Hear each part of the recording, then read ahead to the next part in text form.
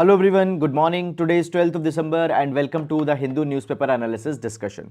So guys, in the today's video, we are going to discuss the entire analysis of the Hindu newspaper. We'll take all the articles, we'll simplify them, and along with the background as well as the way forward, we'll take the articles. Now, let's start with the discussion. Now guys, before starting up, I would like to tell you that you can download the explainer PDF. In this explainer PDF, we have given the notes of all the articles in a simplified manner. In the last, a mains practice question has also been given. You can download these notes from the Telegram channel. The link for the Telegram channel has been given in the description box in YouTube, or you can directly visit the Telegram and can search there by typing Thinking Palette by Sahil. Now, let's start with first of all the overview of the newspaper so that you can understand the placement of the articles and you can actually understand that which articles are important for the exam in the today's newspaper. Now, the first article, stop grading terrorists as good and bad, India in the United Nations. Okay, so guys, we'll see this particular article. So when we talk about the present December 2022, India is leading the United Nations Security Council. India is chairing the United Nations Security Council. We'll take that article. Then guys, moving on, cultural diplomacy, a bid to restore tradition, says Jaishankar.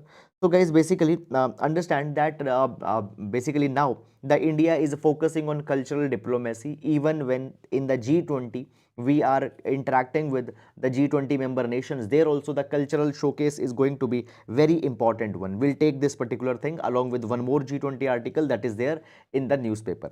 Then further moving on in the city section, the regional issues, regional political news, law and order related issues have been given, not important with respect to the examination. Fine. So guys, directly we'll reach to the editorial page and understand this one particular thing, that you might have some different edition of the Hindu newspaper. There will be some different regional issues, etc. that will be there. Most of the times they are not that much important for the exam. Now, in the editorial, the role of the China test in India's grand strategy, we'll see this particular article. The narrative of post-truth world, we'll see this particular article as well. Then guys, PT Usha has been nominated as the president for the Indian Olympic Committee. Okay, so this is the article that is talking about. Then the cycles of the crisis, executive legislature clashes in the Peru. Okay, now guys, the article is not containing too much of the substance for the examination. The internal issues, the internal political issues going on in the Peru have been discussed. Then further moving on, questioning the basis of the clerical Sharia, not important article with respect to the exam. A tug of war to attract Hindu voters in Madhya Pradesh, not important articles for the examination, no need to go there. Then guys, consumers worried about income but so about the economy. So basically guys, the article is comparing between the September and the November, for example, the employment scenarios, income levels. Now I have told you many number of times that see, the state of Indian economy is important, but month to month comparisons, okay, they are not important. Into the end, when economic survey will come, so all their data with respect to the yearly patterns will be emerging there. Then coming to the text and the context page. On amending the Cooperative Societies Act, we'll see this particular article with respect to the exam. What are the existing laws onto the religious conversions? Guys, see this particular thing. What had happened recently the Supreme Court had said this particular thing, that the acts of charity or good work should not be done in order to lure or in order to convert the people to some another religion. So sometimes what is happening, the people are just being given some kind of a freebies and they are being persuaded, they are being incentivized to convert into other religion. So it has been said that such should not be the case. Now in this particular article, what it is happening, the different state governments laws onto the conversions, for example, Chhattisgarh, Himachal, Tamil Nadu, Jharkhand, Uttar Pradesh, Uttarakhand, Haryana, different states, governments, laws, etc. are being discussed in that particular thing. Now, I'll not suggest you to go too much into this particular article. Every state government's laws in this directions are not needed to be seen. Then, what is end-to-end encryption and why the tech companies are focusing on it? We'll see this particular article. Crypto regulation is a key focus area as G20 finance talks begin tomorrow. We'll see this particular article also with respect to the exam. Then guys, the political articles, etc. not important for the examination, so please ignore them. Okay, however, there is one important article which has come here. Bill seeks EC's roles in a party's internal polling. We'll see this particular article with respect to the examination. Then further moving on, uh, India needs policies which focus on job rich growth and equality to move forward. Now guys, if you remember, we have seen on the Saturday one article where we have seen that the ILO's basically where we have seen ILO's Asia Pacific Regional Meeting ARPM that was held. There I have also explained you the Singapore Declaration also. Now guys, what has happened? Basically the ILO's International Labour Organization Director General has said that we need to focus on job rich growth, so that every person, the people who have not got the benefit of the growth, they should get the jobs, and equality should be focused upon more. So this is actually a kind of an interview. It is actually a kind of an interview that has been held. Then clean Ganga changes course to conservation. We'll see this particular article. Then after that, moving on, COVID wave in China, no need to see Ukraine attacks, no need to follow these particular articles day by day, that is coming. Then we have the money wise page. On Monday the business page doesn't come, so these money wise page, it contains the investing, stock market related advices and all such kind of a thing. So opting for a deductible in a health insurance plan, okay, so it has come. Fine. Now article is not important for the examination, just this is talking about the health insurance planning that can be done. And then we have the sports page. So this is guys the overview of the entire newspaper, and now let's discuss all the relevant articles one by one in the detail. Find all the relevant articles that are important, we'll see them. Now starting up, so guys, in every class we start with the GS quotation. So we'll take the GS quotation today from the Mother Teresa. Mother Teresa says, it's not about how much you do, but how much love you put into what you do that counts. So basically the efforts are important, but more important than the efforts are the intentions. More important is the more important is the feelings, the emotions that are put into one particular kind of an action, that is important. Okay, so this particular idea can be used in the GS paper number 4, ethics, integrity and aptitude. Fine. So intention is more important than the actual effort. Now taking up the first article on amending the Cooperative Societies Act. Now this particular article will see with respect to the GS paper number 2, developmental sector, and within the GS paper number 2 developmental sector, the cooperative societies will take this particular article. Now before going in this particular article, I would like to give you a little bit of a background information that why this particular article has come in the newspaper. First of all guys, understand this particular thing, that what has happened recently, now as the session is going on. So basically into the parliament, the Multi-State Cooperative Societies Act 2000 and 2022 bill has been introduced. Now this particular bill, it is changing, it is basically bringing certain amendments into the multi-state cooperative societies. So first of all, we'll understand that what are the cooperatives, what are the multi-state cooperatives, and then we'll see the provisions of this particular bill and how that particular bill will be impacting the multi-state cooperatives. Now, first of all, what do we understand by the word cooperative society? So according to, just a minute, according to the International Cooperative Alliance, cooperative is a people-centered body. It is an organization which is democratically governed, democratically run. Here, the members will come together to realize a common economic, social, and cultural needs and aspirations. So, what will happen? The people will come together, they will pool up their resources, and they will be use that particular resources to realize the common economic, cultural, or some other social kind of an aspirations. All the decisions will be taken by the members only. Is it clear? All the decisions will be taken by the members only, and at the end of the day, their decisions will be taken only into the common interest. Profit will not be intention, just cooperating with each other will be an intention. So when the people come together, they make a kind of a cooperative society.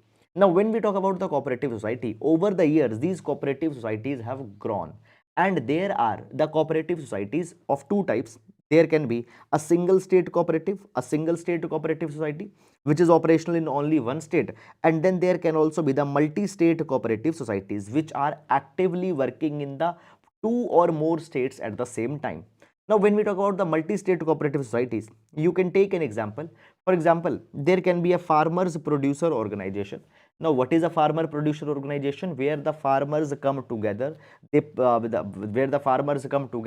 will be doing the agriculture together, they will be doing the agricultural marketing together, they will be doing the agricultural sales together. So farmer producer organizations are the farmer led organizations, and these can be the cooperatives. So farmer producer organizations, what they can do, they can procure the grains from farmers from the multiple states, so that those grains can then be sold to some buyer. Now, so there can be the multi-state cooperative societies, and then there can be the single state cooperative societies. If there is a multi-state cooperative society, there will be a board of directors, and this board of directors will be chosen from all the states in which that particular cooperative will be operating. Fine. Today, as we talk about, there are 1500 multi-state cooperative or cooperative societies which are actually registered in India. Okay, and the highest number of these multi-state cooperative societies are in the Maharashtra. Now, basically, now the article is talking about that when we talk about the cooperative sector in India or the cooperative societies in India, they face multiple challenges, they face multiple problems. Number one problem that is coming here is that, guys, see, many number of times in these multi-state cooperative organizations, the money is being paid by the government to support some of the activities. Okay, so basically when in the share capital, the government is contributing the money, government gets an opportunity to intervene or to interfere into the functioning of the cooperative societies. And because of that particular thing, these cooperative societies, they lose their autonomy, they lose their independent decision making, because they need to then adhere to what government wants, because government had contributed into the share capital. So because of that particular thing, they are not able to function independently. Then second thing that is being coming here is that, guys, see, many number of times indirectly also the politicians, okay, the political interest, they interfere. And thirdly, there is also the issues regarding the trust deficit. Okay, so the trust deficit was also an issue that has come. So therefore, we need to reform the cooperative societies. And in this particular direction, there is also the Chaudhary Brahm Prakash Committee. Chaudhary Brahm Prakash Committee that came in 1991, and Chaudhary Brahm Prakash Committee recommended that we need to reform the structure of the cooperative society so that the political interference is minimized, so that more and more trust between the members can be built, and so that basically if there is any some grievance, if there is any some kind of an issue, they can be resolved amicably. But up till now, such changes had not come. Okay. But guys, now with this particular bill has been introduced, that is the Multi-State Cooperative Societies Act 2022. Okay, or right now it is a bill. Now, what are the features of this particular bill? We'll understand these features one by one, and after understanding it, we'll see that whether these particular features are desirable or not. Now, first feature. Before moving into the features, actually, what is the objective of this particular bill? So, the objective is that we want to bring more transparency. We need to enhance the ease of doing business by bringing the changes into this Cooperative Societies Act, and then government also wants to bring the governance reform. Fine. Reforms into the electoral process. Now you know this particular thing, that the cooperative societies, there will be the board of directors. Now the people onto this board of directors, or the people into the leadership positions, will be coming through an elected process. Now the elected process needs to be transparent, it needs to be fair, it needs to be representative. Then basically how to enhance more transparency and how to enhance the accountability of the members of these cooperatives, this particular bill has been introduced. So this particular bill will make the functioning of the cooperatives more democratically, or more democratic. Okay, now first of all, the first provision of this particular bill is that this particular bill will create the Central Cooperative Election Authority. Central Cooperative Election Authority. Now, this particular authority will supervise the electoral functions of the multi-state cooperative societies. Basically, at the leadership positions, when the people are to be appointed, the elections need to be fair and transparent. That particular process will be regulated. Now, this election authority, Central Cooperative Election Authority, will have a chairperson, will have the vice chairperson, and will have 3 members which will be appointed by the center. Now, this is the provision which on the face of it says that we will try to ensure that the free elections are there. But if you see that the members, the 3 members that are there, they will be appointed by the center. So indirectly, what has happened? The center government got the role in interfering into the multi-state cooperative organizations. Now, guys, just I wanted to give you the reference that what has happened. The 97th Constitutional Amendment Act, which inserted the Part 9B in the Indian Constitution. This particular act's one particular part has been quashed by the Supreme Court last year, that is 2021. Supreme Court provided this particular thing that in the 97th Constitutional Amendment Act, when Part 9B was added into the Constitution, now guys, Part 9B talks about the democratic functionings and talks about the democratic establishment of the cooperative societies. So Part 9B of the Indian Constitution talks about establishing the cooperative societies. Now, in the functioning of the cooperative societies, center government got a little bit of power by the virtue of the 97th Constitutional Amendment Act. And the Supreme Court last year said that making the law on the cooperative societies, it is only the prerogative of the state government. It is a state subject mentioned under the 7th schedule, mentioned under the concurrent list in the 7th schedule, mentioned into the uh, uh, mentioned into the 7th, just a minute, mentioned into the 7th schedule, it is there into the state list that has been provided. So therefore the center government cannot interfere. But now what has happened, again the center government is interfering by appointing the members of the election authority. So this is one criticism. Then the next thing that has come here is that basically there will also be the Cooperative Rehabilitation, Reconstruction and Developmental Fund that will be created, and this particular developmental fund will focus on revival of the sick multi-state cooperative societies. So the cooperative societies which are not able to perform because they don't have money, they don't are financially viable, they will be given the money out of this cooperative, again I'll repeat, Cooperative Rehabilitation, Restructure and Developmental Fund. Now, this particular money will be financed by the existing profitable multi-state cooperative societies. Now, this particular thing will again create the conflict. It will create the conflicts. It will create certain disputes. Why? Because the profitable cooperatives, their money is being procured and they might fear that it is a kind of an undue interference in their own functioning. Is it clear? So, this is one issue that has come. Then after that, the next is that basically there will be a cooperative information officer, there will be the cooperative information officer and a cooperative ombudsman. Now this cooperative information officer will be providing all the information which can be asked with respect to the functioning, with respect to the financing, with respect to the decision making, and ombudsman will be the one who will be hearing all the complaints, all the grievances with respect to the cooperative functioning that are there. So all these particular things will be there. And then it is also being provided that there needs to be a proper representation of women, scheduled caste members, scheduled tribe members onto the boards. So therefore onto the boards of directors of the multi-state cooperative societies, they needed to be nominated women, scheduled caste community members and scheduled tribe community member. So it has been said that it will give more and more representation to these people who have not been represented into the past.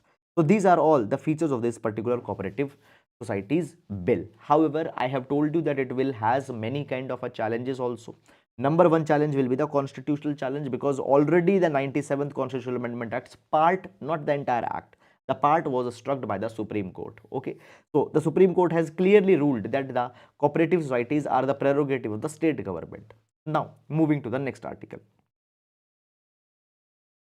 What is end-to-end encryption and why are tech companies focusing on it? Now the end-to-end encryption, this article has been taken from the text and the context page, and this will be important for the GS paper number 3. GS paper number 3. Okay. The cyber tech issues. Moreover, the science and the contemporary issues into the science and technology also, we can see this particular article. Okay. Now, first of all, why this particular article has come recently into the news? Because there are multiple developments that had happened, particularly into the end-to-end encryption. Number one, the Apple has recently announced that it will increase the number of data points which will be protected under end-to-end encryption. The informations that are being protected under end-to-end encryption, the more information will be put under that particular domain. Moreover, what has happened recently, the Elon Musk has also said that the Twitter DMs, direct messages, needs to be encrypted. Okay, so that is something that is coming about. Now, first of all, what do we understand by this end-to-end encryption? Even on WhatsApp, if you chat with somebody, you get a message that all the chats at the word WhatsApp are end-to-end encrypted. So basically, in very simple words, what is this end-to-end encryption? Suppose there is a person, Mr. A, and then there is a person, Mr. B. Now, Mr. A is sending a message to Mr. B via WhatsApp. Let's say that they are using the WhatsApp. They are using the WhatsApp, and Mr. A sends a message to Mr. B. Now, when this message will be transmitted, it will not go into the plain text. That particular message will be encrypted. For example, I'm just giving you an example. For example, if a word S is there, the word S will be replaced with the letter 1. Okay. Let's say there's a word A will be replaced with the letter, let's say 9. Okay. So basically, this particular text will be, this particular text will not be transmitted into the plain textual format, rather it will be encrypted. Now guys, understand this particular thing.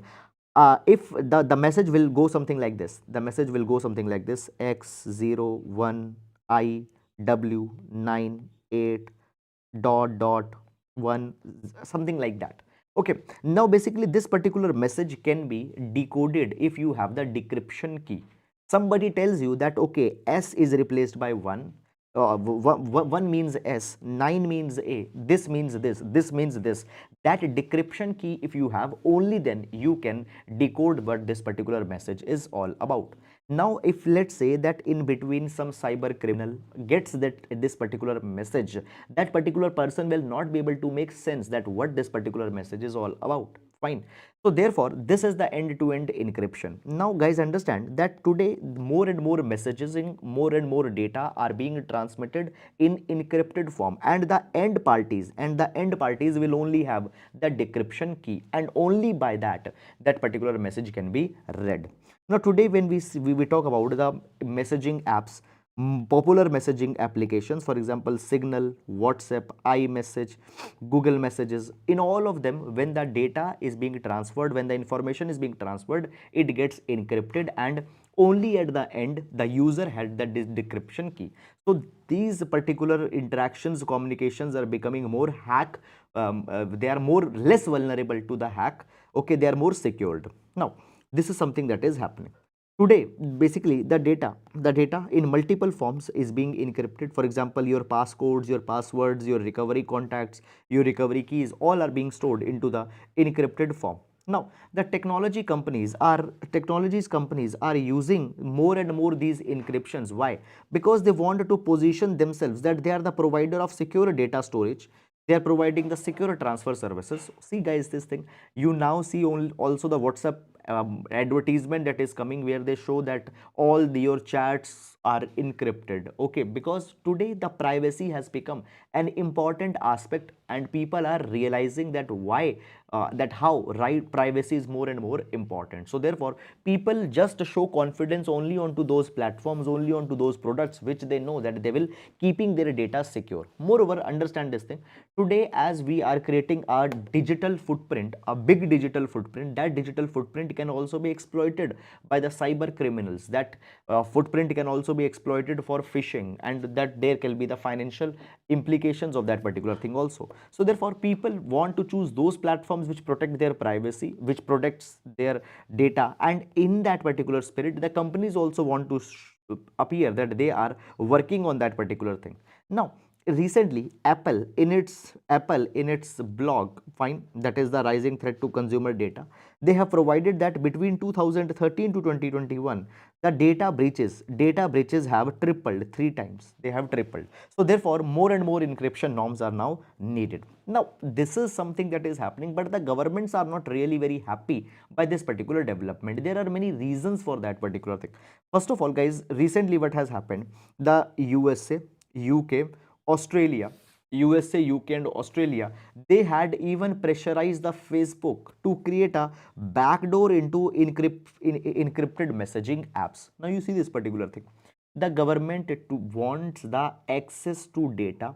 sometimes because of the law and order problems are there, sometimes because there are such other kind of law and order problems, such times there are some enforcement reasons that they want the information. But when the companies are completely encrypting, the governments don't get that particular access. Just I'll give you one example. What happened few years back, there was a shooting incident that happened into the USA, and one of a person who was involved in that incident was using an iPhone. Then the FBI took that particular iPhone to the Apple and asked the Apple that please break this particular iPhone's passcode. The Apple refused. They said that will not break that particular thing. So that was one particular example. So today, basically what is happening, the criminals, the people, okay, they are making the they are creating such kind of a conspiracies onto the Facebook messaging apps. So through WhatsApp the interactions are happening. So companies want that they should be given the data, they should be given complete information whenever they want. And US, UK, Australia ask the Facebook that into the messages that are basically getting shared onto the Facebook, they should be provided the access. And Australia in 2018 also passed the law where the tech companies will be forced that they have to build capabilities for allowing law enforcement the secret access to the messages on WhatsApp, Facebook. Okay, so this is something that is happening, okay, around the world. Now guys, even in India, when we talk about it, government many number of times onto the logic of the law and order, onto the logic of curbing the terrorism, etc., ask such kind of an information.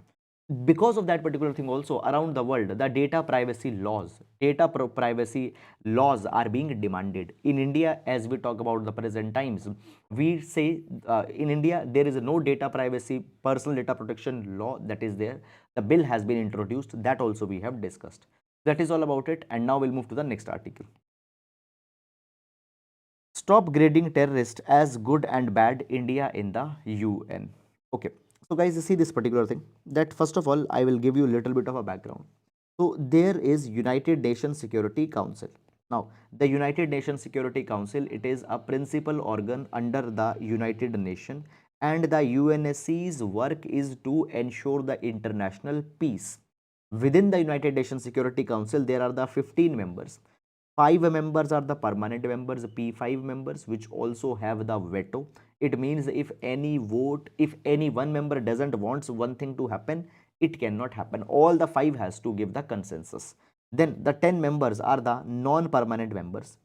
5 members are the permanent members, 10 members are the non-permanent members. They are elected for a 2-year term. Right now, India is a non-permanent member into the United Nations Security Council. Okay. Now, basically, India for the month of December is acting as the chairman. It is acting as the president of the United Nations Security Council. Is it clear or not? And here, basically, India is pushing forward against the terrorism. Counter-terrorism activities are being pursued by the India. By the way, if you are following newspaper analysis regularly, we have seen that how multiple high-order meetings have been held already by the India to curb the terrorism. For example, no money for a terror conference was held. CTC, Counter-Terrorism Committee's conference was held into the India. Now, what has happened? Basically guys,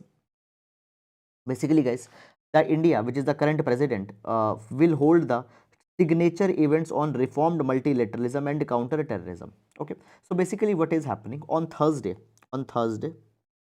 that is after 3 days, India will hold a meet onto the counter terrorism. Now before that particular thing, what has happened, India's permanent representative at the UN, that is the Ruchira Kamboj, she had made a representation at the United Nations Security Council and has asked the countries that we need to behave more maturely when the terrorism as a issue is being discussed. We cannot differentiate between the different modes of terrorism. So basically it has been said that in all its forms, terrorism in all its forms as well as manifestations must be condemned. There cannot be an exception or justification for any act of terrorism, regardless of its motivation, wherever, whenever, and by whomsoever committed. Now you see this particular thing. Basically, guys, there are many versions of terrorism. Many number of times the religion is being used. Many number of times nationality. sometimes the civilization, ethnicity are being used, okay. And many number of times terrorist organization, they say that we are not fighting the war, we are not terrorist, they say that we are fighting a war for our affirmation, they say that we are fighting the war for our own rights, or they will justify their cause. And many number of times the countries also support these particular kind of a causes.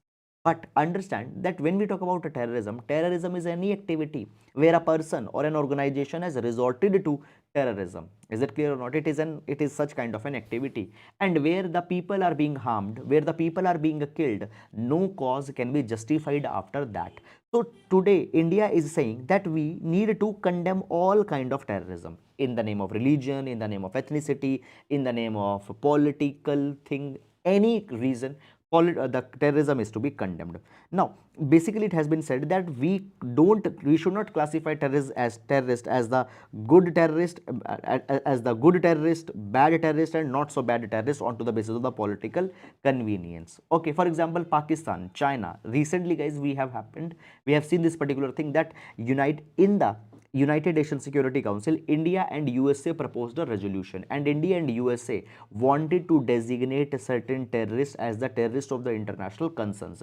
China blocked that particular attempt. Why China blocked that particular attempt? Because those terrorists had a patronage from the Pakistan, and into the name of appeasing Pakistan, China did that particular thing, and China said that on to the technical reasons, China blocked that particular thing. So basically, we should not classify the terrorist as bad terrorist, not so bad terrorist, and the good terrorist. All terrorist needs to be condemned. Okay, now why this particular thing is happening? Because guys, on Thursday, as I told you, on the upcoming Thursday, basically on global counter-terrorism approach principles and the way forward, fine, meet will happen where the Minister of External Affairs will address. So on Thursday, we'll see that particular thing also. So that is all about this particular article. No, you beyond this, you don't need to go there. Now, moving to the next article. The role of China test in India's grand strategy. Okay, now this particular article will see with respect to the GS paper number 2 in India's neighborhood and the issues related to the neighborhood. Now, basically, guys, first of all, this particular article, it is talking about the contradictions. It talks about the two types of contradiction: principal contradiction and secondary contradiction. There is principal contradiction, and then next is the contradiction. Secondary contradiction. What is a principal contradiction? It simply means the immediate challenge for a nation. Secondary contradiction means the secondary challenge. It is a challenge, but not that much urgent. Now, the article is talking about that the principal challenge or the first contradiction, the principal contradiction or the first challenge for India is the China. Today, the China is a rising power, and the 21st century, as we are talking about, okay, the 21st century is an Asian century, but in the Asian century, we have the two contenders, one is India and one is China. China sees India as its China sees India as its competition, and therefore China will often try to curb the India, and therefore for India, China is the principal contradiction. The article is saying that Pakistan, internal security, all these kind of things are secondary contradictions for India. So first thing is that we need to focus on China. According to it, it has been said that therefore today the major decisions that are being taken into the New Delhi, fine, its strategic decision metrics should pass the China test. For example, X thing if we are doing, will that X thing be impactful onto the China or not? If yes, we should proceed. If no, we should not proceed. So the China test, seeing this particular thing, that how our decisions will impact the China, they are needed to be considered. Now, in this particular direction, guys, it has been said that even the international relations of India should be carried on to the China test. Fine, fine. Today, guys, we see this thing that the India-US relations are coming a lot into the news. Today, we see this particular thing that the India and the USA, earlier they were the estranged democracies, and now they are becoming the engaged democracies, and their relations are getting normalized day by day. But the relations are getting normalized because they are the interest driven relations. Both have their interest. For example, guys, number one, USA is now orienting its policies onto the Indo-Pacific, because USA knows this particular thing, that the Indo-Pacific is going to be the biggest and most significant geostrategic arena. Why? Number one, all the major transportation, major oil trade, major sea lanes, they pass from the Indo-Pacific Ocean. Okay. Now, Washington is re-engaging the countries onto the Indo-Pacific front, and therefore it is running multiple programs. For example, Indo-Pacific Economic Framework, quadrilateral security dialogue. It is also running the AUKUS, and independently also it is approaching the countries. For example, India, then in the Asia, the Pakistan, South Asia's all the countries in general, fine, Indo-Pacific, even the Taliban, India, USA is trying to interact. Now guys, India also needs the USA. Why? Because if we will have the good relations with the USA, that particular thing will deter the China in doing too much of adventurism in the around the line of actual control into the Arunachal Pradesh of India. So India also wants to make the strong relation with USA. And though the USA had withdrawn from the Afghanistan in a very immature kind of a manner, still we are interacting with the USA. Now understand this particular thing, that this thing also has a kind of a backfire also, because as we are maintaining good relations with the USA, China is seeing that particular thing, and China will see that it is this American re-engagement, okay, and this India USA proximity, this is something that can irritate Chinese interest into the long term.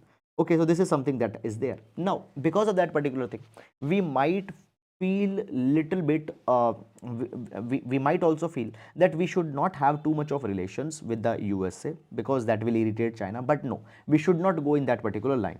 So New Delhi should not give in to the short term temptation of not being on the wrong side of China, because guys, in long term such relation will help. Then after that guys, the next article that it is talking about, next issue that is coming about is that China today wants that we should be preoccupied with the Pakistan. Deliberately China is sponsoring the Pakistan, and Pakistan is creating the tensions into the region.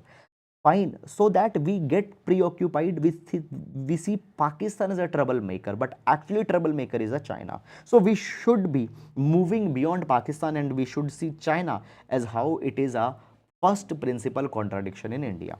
Then when we talk about the India Russia relations, guys, see this particular thing, that right now India Russia relations are a very interesting case study for the entire world. Why? Because first of all, the entire West, particularly the Europe and USA, are condemning the Russia, and they are asking India also that India should condemn the Russia for the Russia-Ukraine war. But India had not taken any strong position on that particular thing. We are maintaining a kind of a neutrality. Okay, so this is something that has happened. Now guys, at this, why we are doing this particular thing? Because we don't want to spoil the relations with the Russia. Russia is today the biggest supplier of oil to India. Russia is the supplier of the weaponry. You can take the example of S-400. So we are trying to maintain the good relation with the Russia, but at the same time, Moscow and Beijing, that is the Russia and China's relation, are also are also improving. Now basically, in the absence of the India-Russia relationship, fine, the Sino-Russian cooperation is likely to strengthen. So basically, it is also very much a necessity for India to maintain good relations with the Russia, because if India will be absent from there, the China will try to take that particular advantage. So this is something that is happening. So basically, guys, all our efforts, our foreign policy, our foreign policies, our international engagements, our economic agreements, they are being carried in keeping in mind that how the China's factor will be accommodated, which is something which should continue for a foreseeable future. That is all guys about this particular article, and now we'll move to the next article. The narrative of the post-truth world. Okay, now this particular article, guys, we'll see with respect to the dimensions of essays, and with respect to the political culture, now the political culture, though as such not mentioned into the syllabus, but can be traced to GS paper number 2, this article will be important. Now see this particular thing, two words have been mentioned here in this particular article. I will explain them very simply. Now basically guys, as we talk about the article is written in a kind of a literary sense, where it is tracing that this word was taken from that dictionary, this word's origin happened in there. That is not very much important. Just the core idea of this particular article is important. So the article is written in a lot of a literary sense. If you only have time and only if you are interested in reading such kind of an article, I'll suggest you that you go read that. Otherwise, just to take the important message of this particular article. See this particular thing. There are two words, that is the post-truth, and second word is the gaslighting. Okay, which are being discussed in this particular article. Now, first of all, explaining you the post-truth. Now, the post-truth was declared as the word of the year by the Oxford Dictionary in 2016. In 2016, it became the word of the year declared by the Oxford Dictionary. The post-truth means a scenario in which the data, in which the evidence becomes less important and more important becomes the emotion. You take the example of the post-truth politics. Now, post-truth politics is that kind of a politics which is not being fought onto the agendas, which is not being fought onto the issues. Rather, it is being fought onto the emotions, the emotional value. Okay. Now, and as we talk about these emotional value, often the nationalism happens to become a very big emotional value on which the elections are fought. That is the post-truth. And then the next comes is the gaslighting. Now, what is gaslighting? If you remember, few days back, we have seen one article also onto the gaslighting. So basically, gaslighting is a phenomena. Just a minute. Gaslighting is a type of a manipulation. It is a type of a manipulation where the targets are urged to doubt their memories, their beliefs, their feelings, or their sanity. Often, what happens, the husbands, they tend to make their wives feel bad about their mental well-being. They are being made, they are being basically always they are put in a kind of a doubt that has happened. So gaslighting is where a person will be manipulated, that a person's beliefs are not correct, a person's viewpoint is not correct. This is something that happens. Now it has been said that the post-truth and the gaslighting is actually the two things that are happening simultaneously into the politics today. For example, guys, whenever the elections are being fought, these elections are not focusing on development. Rather, the elections are being fought onto the emotions. Okay, sometimes religious appeals or religious emotions are being invoked. Sometimes the regional based emotions and affirmations are being used. And then the second is the gaslighting. Gaslighting is a manipulation. For example, guys, if a political party loses the election, they'll not say that we lost because people did not like that. Rather, the political party will say that the election was rigged. Rather, they said that sometimes the media had played a biased role. Okay, so basically manipulation. So emotions and manipulations are being carried, and this is something that where the present politics is going on. So this is something that has been provided. So political gaslighters today, the simple election is the stolen election is the name of election that is given. Fake news is being said that it has led to some kind of a political defeat. So this is something that is happening. Okay, so guys, therefore I'll not advise you to go and read this particular article too much. Rather, just to see the message, the important message that is being given here. Now moving to the next article. Crypto regulation is a key focus area as G20 finance talks begin tomorrow. Okay, now guys, understand this particular thing.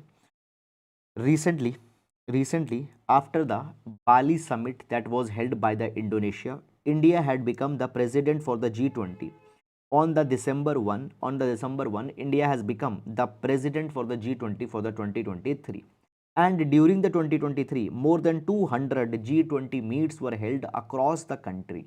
And these G20 meets were held on multiple areas such as sustainable development, financial recovery of the world.